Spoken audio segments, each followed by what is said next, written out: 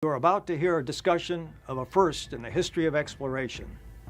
The most distant human-made object, NASA's Voyager 1 spacecraft, is in interstellar space, the space between the stars. It began as a whisper in the data, a low, persistent beat, distant and deliberate, intercepted by a spacecraft older than most people alive today. Voyager 1, the furthest human object from Earth, drifting in a silence so vast it defies imagination, had picked up a pattern. Not a burst, not random static, but something else, something structured. The signal came from a direction long assumed to be one of nature's final doors, a stellar mass black hole over 3,000 light-years away. A region where, by every known law of physics, information goes in but never comes out. And yet, Voyager recorded it. A message, maybe, or a leak, or a scream. Nobody knew for sure. What they did know was that this changed everything. The black hole in question had been cataloged decades ago. Nothing unusual. No jets. No excess radiation.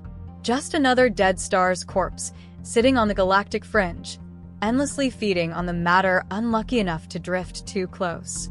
But then the signal. And it didn't behave like anything natural. Its timing was precise. Its modulation refined. It was neither a pulsar signature nor a quasar's outburst. And it didn't resemble any background radiation ever cataloged. Initial responses were cautious. After all, Voyager 1 is old. Its instruments date back to the 1970s, powered by dwindling plutonium and a fragile transmitter. Cosmic rays interfere with deep space signals all the time.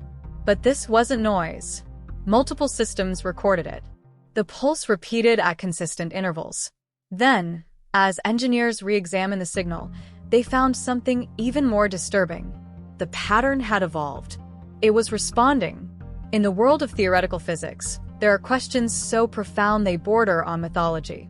One of those is the black hole information paradox. If black holes destroy everything inside, including information, how can the universe remain consistent? Stephen Hawking, decades ago, proposed that black holes could emit faint radiation over unimaginable timescales. But this radiation was supposed to be random, meaningless, entropic decay. But this wasn't radiation. This was a signal, encoded, timed, repeating, and it was coming from the one place in the universe that should be silent. If black holes can transmit information, then the very idea of nothing escapes is broken. And if something inside the black hole is sending that information, then something's alive in the dark. As Voyager continued to drift, its aging instruments kept transmitting. Each burst carried more than just raw data. It carried intent. The pulses shifted slightly, as if matching our reception methods. They seemed to adjust, to react, to calibrate. This was not a dumb echo from a collapsed star. This was a handshake. The scientific community fractured into two emotional camps, awe and fear. One group believed they were witnessing the birth of a new branch of physics, proof that our universe was more complex, more layered than we ever imagined. Maybe this was quantum information encoded across the event horizon. Maybe black holes are gateways, not graves. Others weren't so optimistic. If someone or something was using a black hole as a transmitter, it meant that entity had mastered space, time, and gravity. It meant we weren't looking at alien radio. This was cosmic engineering. And Voyager had just tuned into their broadcast. What followed was an unprecedented effort. Radio telescopes across the world recalibrated. Signals were reanalyzed down to the atomic scale. The structure of the transmission didn't follow binary or Morse or any known digital encoding. Some speculated it was quantum-based, possibly entangled qubit communication. Others thought it was something more primitive, a code designed for first contact, like Voyager's own golden record, echoing back from the void. And still, the signal pulsed. Regular, intentional, and most unsettling of all, slightly changing. As if it had noticed us noticing. It didn't take long for the governments to get involved. Not because the signal posed a direct threat, but because what it implied was too big to ignore. The very idea that black holes could transmit structured data forced a complete re-examination of astrophysics, quantum theory, and cosmology. Worse, it forced new questions. Could black holes be more than dead ends? Could they be machines? Could they be doors? And if something used them as doors, where do they lead? Publicly, space agencies remained quiet. But internally, they formed cross-national task forces to monitor the anomaly. Even philosophical institutions joined the discussion. Because if consciousness or data can survive beyond the event horizon, what does that mean for the nature of reality itself? Do we misunderstand death? Do we misunderstand time? Do we even understand information? In a lab in Switzerland, researchers tried modeling the signal using holographic principles, attempting to reconstruct the signal as if it originated on a 2D surface and was projecting itself into higher dimensions. Their results were inconclusive. But the theory that stuck, the one whispered in classified meetings and late-night forums, was simple. The signal was a message. And Voyager, by luck or by design, was the receiver. NASA considered something unthinkable, sending a follow-up probe. Not to replace Voyager, but to extend the listening range. To stay locked on this one channel of deep time and space. Because whatever this was, it wasn't finished. Voyager's decaying power source would eventually run dry. And when it did, that window, however narrow, would close. They couldn't let that happen. Meanwhile, theorists began compiling possible implications. And as speculative as they were, none of them could be ignored. The signal could be ancient, sent long ago, and only now arriving. It could be the artifact of a civilization that no longer exists. Or it could be live. Real time. A two-way connection made possible by the distortion of time near gravitational singularities. Whatever the truth, one fact remained. The signal knew we were here. What happens when you stare into the abyss, and the abyss blinks first? That's the question now haunting the scientific community. Because the more they studied the signal Voyager intercepted, the clearer it became. This wasn't just responsive. It was intelligent. It wasn't broadcasting noise. It was listening. And it was adjusting. The anomaly signal began displaying a form of frequency mirroring, matching patterns in our own analytical probes as if observing our methods. Several labs independently reported modulation changes that echoed the structure of their decryption algorithms. It was like tuning a radio and having the station tune itself to you in return. For decades, we thought we were the ones sending messages into the void. Now, it appeared the void was replying. But to what end? That question split the international scientific community again. Some believed the signal was simply confirmation, an automated response. A cosmic "I see you." Others took a darker view. What if this wasn't communication at all? What if this was surveillance? A cosmic tripwire, a failsafe, an alert.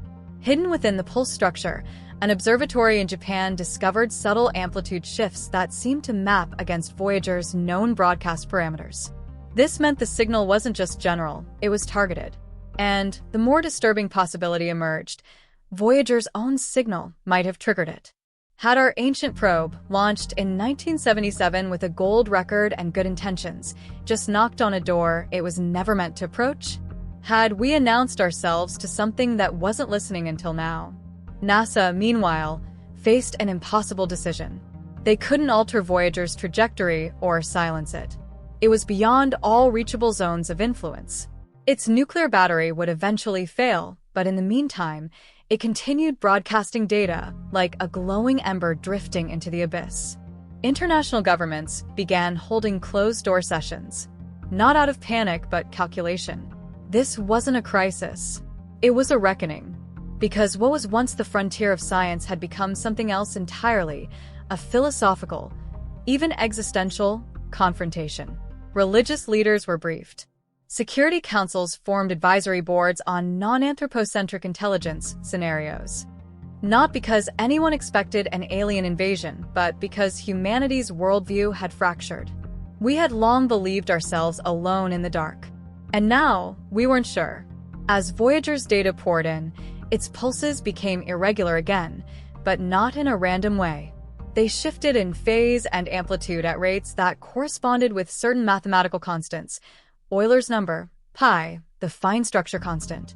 It was as if someone was choosing values they knew we'd recognize. Was it a test? A gesture? A warning?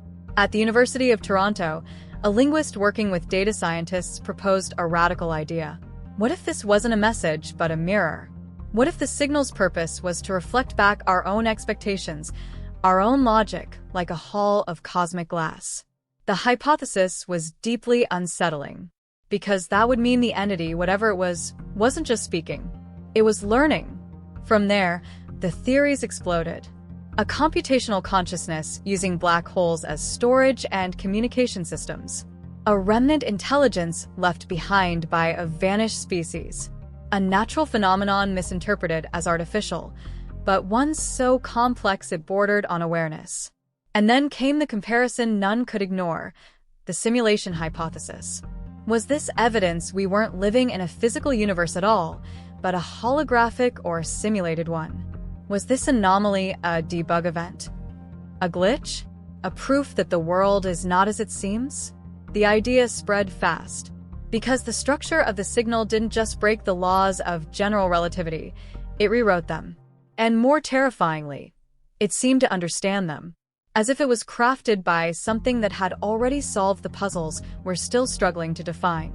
And as Voyager moved further and further into interstellar space, it remained connected. It continued receiving. Then, in what felt like the climax of a sci-fi epic, something changed. The signal abruptly paused. Every radio telescope, every dish, every deep space monitor reported the same thing. Silence. Total, deafening silence. And then a single burst. Not a wave. A pulse. One long tone, unlike anything previously recorded. Longer. Sharper. Deeper. It rang across the spectrum, dipping from high-frequency electromagnetic bands all the way into ultra-low radio waves. It was the kind of tone designed to saturate everything to get noticed. It wasn't noise. It was punctuation. A period at the end of a galactic sentence. And just like that, the signal stopped. Permanently. No follow-up. No aftershock. Just absence. And for weeks afterward, humanity waited. Was that it? Was it over?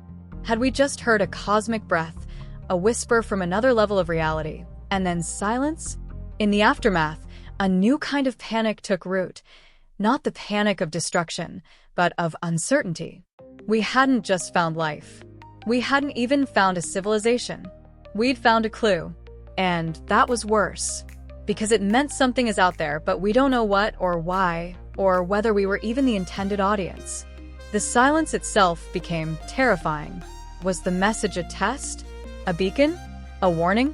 Or a goodbye? Years from now, Voyager will finally fall silent. Its battery will die. Its systems will power down. And the last human-made object beyond the stars will drift in silence forever.